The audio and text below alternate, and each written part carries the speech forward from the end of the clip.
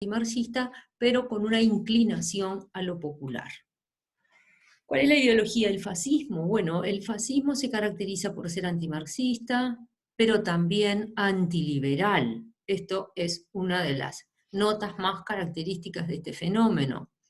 Por un lado defiende valores sumamente tradicionales, como la familia, la nación y la autoridad, pero por otro lado reivindica la guerra como una oportunidad para la regeneración espiritual de los individuos y de las naciones. Y reivindica la violencia como una forma de acción política. El fascismo es profundamente antisemita y expresamente antisemita. Sostiene la idea de que existen grupos humanos que son superiores. En el caso del nazismo alemán, esto fue conceptualizado en torno a esta idea de la raza aria, una raza supuestamente superior a la que casualmente los alemanes pertenecían, que deben imponerse a los grupos débiles, a los grupos que son inferiores, y que deben hacerlo mediante la violencia si fuera necesario, con lo cual se legitima, ¿no?, esta condición violentista característica de estos movimientos políticos.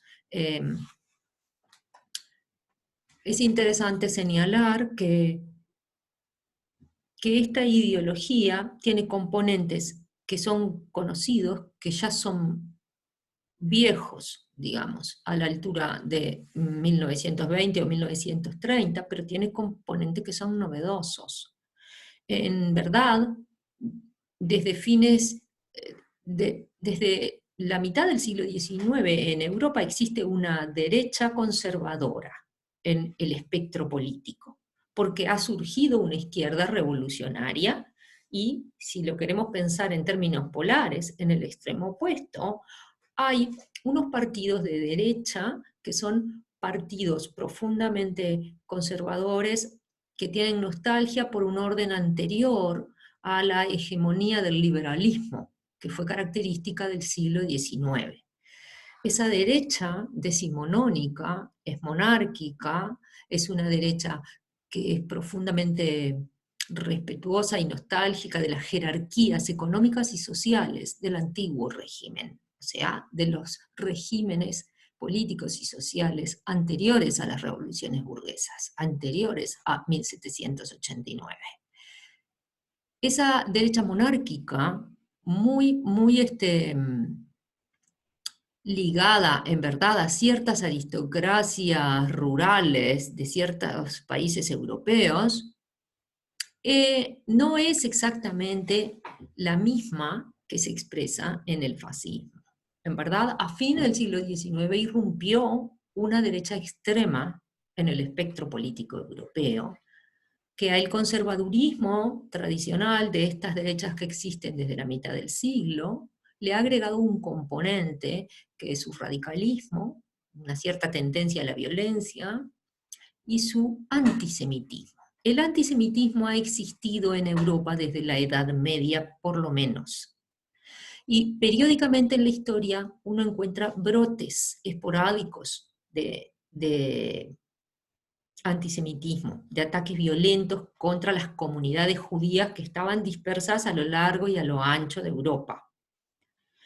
A fines del siglo XIX hay uno de estos rebrotes antisemitas y esta derecha extrema que surge a fines del siglo XIX capitaliza, encarna y toma como portaestandarte este antisemitismo. El fascismo recoge de las viejas derechas del siglo XIX esta cosa más conservadora relacionada con los valores tradicionales de la familia, la nación y la autoridad, pero le agrega componentes novedosos, que son este antisemitismo de nuevo cuño y esta idea de la superioridad de ciertas razas, así como un carácter violento mucho más manifiesto y mucho más expresamente defendido. En estos carteles de la época, que son todos alemanes, podemos ver en este de la izquierda, bueno, un poco la representación de la familia, con esa figura del varón patriarcal en el centro, las miradas de esos niños varones que no se sabe si son amenazantes o atemorizadas, en fin, es un poco es muy sugerente, las expresiones faciales de la familia alemana que está en el cartel de la izquierda. Luego en el centro una representación ya típicamente bélica, ¿verdad? Donde se ve un puño de hierro que está golpeando contra la Rusia soviética, con una cara de Stalin allí dibujada, y bien a la derecha vemos a un personaje siniestro, semioculto, detrás de las banderas de Inglaterra, Estados Unidos y la URSS, y dice detrás, entre bambalinas, dice el texto, los judíos, ¿no? La idea esta de que la comunidad judía es como una especie de sombra, de gran mano que opera tras las sombras. El contexto histórico para la implantación del fascismo ha sido muy estudiado. Los historiadores siempre insisten en el papel que jugaron las frustraciones derivadas de la Primera Guerra Mundial, el papel que jugó la crisis económica que atravesó toda la década del año 30 y que nosotros analizamos bien en detalle en el tema de la clase pasada. El papel de las instituciones democráticas que ya comenté hace un rato, específicamente en Italia y en Alemania, y en particular en relación con el caso alemán, conviene recordar que la República era muy nueva, se creó en 1919, la llamada República de Weimar, por la ciudad donde se firmó la primera constitución republicana que tuvo ese país, y recuerden ustedes que esa fue una república que nace impulsada por partidos de orientación socialista, lo que luego se llama la socialdemocracia alemana, y que le toca lidiar a esa primera camada de políticos de la República Alemana, le toca lidiar nada menos que con las consecuencias de la Primera Guerra Mundial, una Alemania que había quedado absolutamente destruida y que tenía que pagar unas reparaciones de guerra verdaderamente impagables, y además que entra en un periodo de hiperinflación entre 1921 y 1923, y cuando más o menos logra estabilizar su moneda y empieza a querer encaminar su economía en la segunda mitad de la década del 20, bueno, en el año 29, con la caída de la crisis de la bolsa, perdón, de Nueva York, empieza la crisis que va a durar toda la década del 30. Así que estas condiciones fueron las fundamentales. En este gráfico nosotros lo que podemos ver es el ascenso del Partido Nacional Socialista Alemán, ¿no? que es bien interesante porque representa tanto el número de bancas que el partido iba conquistando en las sucesivas elecciones, de bancas en el Parlamento de la República Alemana, que se llama Reichstag, y el porcentaje del total de esas bancas parlamentarias. Y observen ustedes cómo hasta el año 28, en verdad, el Partido Nacional Socialista es no solo que un partido bastante minoritario e insignificante, con una representación que va del 6 al 2,6% del total de las bancas parlamentarias, sino que además es un partido que está perdiendo bancas. Sin embargo,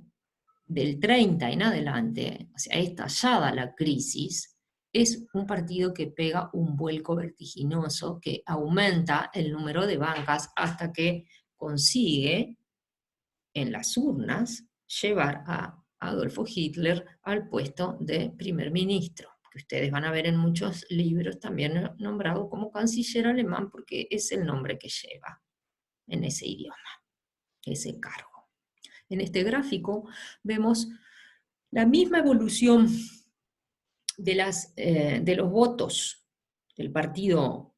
Nacional Socialista Alemán, aquí, en este gráfico, que estoy tratando de señalar con el cursor, no sé si se ve, y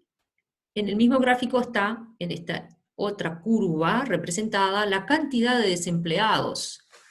o sea, la evolución del desempleo en ese país, y es para señalar justamente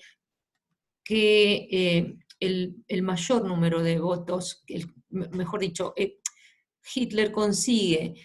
la mayoría en el Parlamento alemán en un momento en que el número de parados está en su máxima expresión.